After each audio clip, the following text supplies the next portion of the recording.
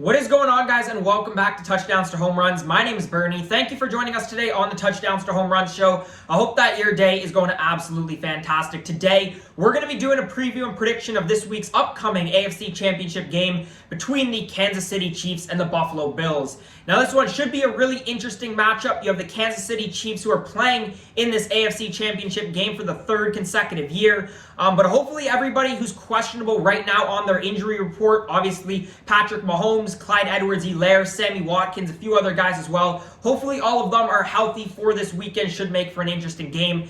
As for the Bills, obviously extremely improved over the course of this season, playing some tremendous football, especially defensively right now. We'll break that down in just a second, but really improved, when you look at where they were last season compared to this season. And obviously the Bills are playing in their first AFC Championship game since 1993, which was actually also against the Kansas City Chiefs. The Chiefs and Bills have played so far this year. They played at the early part of the season. Chiefs took that one by a score of 26-17. When you look at the way that Josh Allen's played over the course of the season, he had one stretch of like 3 or 4 games in the middle of the season where he wasn't really playing fantastic football. This game was in that stretch, so hopefully, we see a better game from Josh Allen from the Buffalo Bills in this upcoming week. But 26-17 should be expecting another close game in the upcoming weekend. Let's take a look at what the Chiefs did against the Cleveland Browns. They took that one by a score of 22-17. And especially in the second half, that game was not at all pretty. Obviously, Patrick Mahomes, we're not 100% sure if he's going to be playing this week from everything that I've seen. It looks like he is going to try to get into that game, but he went down with the concussion in the second half, allowed the Cleveland Browns to work their way back into that game. And I know that really came down to the targeting call near the end. My partner Noah made a video on that if you want to check that out on our channel. But as for Kansas City, an extremely talented team, we saw what they did in the first half of this game, and obviously not a true loss since week 5, I think it was, against the Raiders. They ran the ball okay, 24 carries, 123 yards. They had a touchdown on the ground, which was the early one for Mahomes. And in terms of receiving, their guys played well. Tyreek Hill had 8 receptions. Travis Kelce had 8 receptions. They were both over 100 yards. And obviously, Mecole Hardman, we saw what he did in the first half on the touch pass, and a few other guys getting in there as well. Obviously, I don't need to say how talented this Chiefs team is when we look at them when they're fully healthy. What they can do in terms of the receiving, the type of speed that they have, the ways that they can beat you downfield. They have an underrated running game if Edwards-Helaire is back this week. So it should be a really interesting one. And obviously, as we're going to talk about in just a second, Bills defense was absolutely on fire against the Ravens. So we'll see what the Chiefs and that talented offense are able to do in this game. As for them defensively, Chiefs were good in the first half, not so great in the second half. Baker Mayfield was pretty solid, 23 of 37. He threw a touchdown and interception. He got better as the game went on. Running game for the Browns was pretty solid, 22 carries, 112 yards. They had a touchdown on the ground. And then obviously Higgins led the way, 5 receptions, 88 yards. They had a bunch of other guys in there as well. Bills offense didn't look great against the Ravens, only scored 17, but only 10 offensively, taking away the pick 6. So we'll see what the Chiefs defensively are able to do against Josh Allen in the biggest game of his young career. Let's flip over to that box score. Bills this past weekend took down Lamar Jackson, the Baltimore Ravens, by a score of 17-3. This was a really, really interesting game. Huge game for Josh Allen in terms of showing what he can do as a potential franchise quarterback for the Buffalo Bills. I think he's done more than prove that this year. And also the eyes were on Lamar Jackson. He just came off his first playoff win of his career, trying to do it again. He did not have a fantastic game. Josh Allen passed 23 for 37, a touchdown, no interceptions, 206 yards.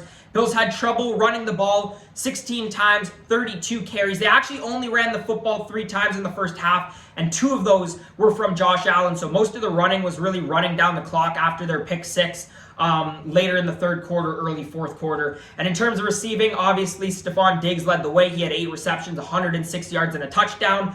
The thing that I didn't like about the way that they used Stefon Diggs, well, it wasn't really his fault. It was more Josh Allen. But especially early on, they took some big shots downfield. They had him open. Really could have used one of those long touchdowns in the first half. Josh Allen, I think it was 2 or 3 times overthrew him on the deep ball. And if you get that opportunity against a Chiefs team who could put up a bunch of points against you, you're definitely going to have to make the most out of those opportunities if they do come on this weekend.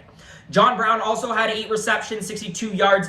The surprising thing here, I did a post-game show on the channel regarding this game, was Cole Beasley, Gabriel Davis, not involved. They had 6 targets combined, no receptions. And I think that shows you, first of all, how deep, underrated this Bills receiving core is. They can beat you in a lot of different ways, but I do think they will have to get involved somehow come this next weekend in their game. But obviously the story was the Bills defense played absolutely fantastic. Their offensive and defensive line actually dominated the Ravens all day long, but especially Lamar Jackson, who they ended up sacking 3 times. And this is the most mobile quarterback in the entire NFL. And they did a great job game planning him, keeping him in the pocket, making him try to scramble, short gains.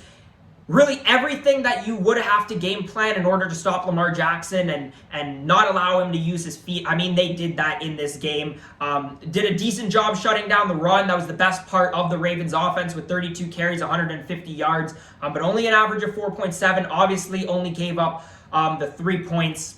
Unfortunate, though, that the Ravens missed the 2 field goals and then the pick 6 in the third quarter, but a really solid, complete game I thought we saw from the Buffalo Bills. Let's flip over to the betting lines. Obviously, I'm filming this video on Monday, so a lot of time for the betting lines to shift, but we'll go off of what I have right now, which is Chiefs at -3. We have Chiefs at -160 on the money line, and the Bills as +140 on the money line, and then the over-under game total is 54. Now, I do think that this is a very winnable game for the Buffalo Bills, and I think a lot of it comes down to who ends up playing for the Chiefs. I think if Mahomes is in this game, I think the Chiefs take this one quite easily. But obviously, if Mahomes, Clyde Edwards-Helaire, Watkins, they're missing a couple guys on defense as well. If those guys don't play, obviously the course of this game is completely changed.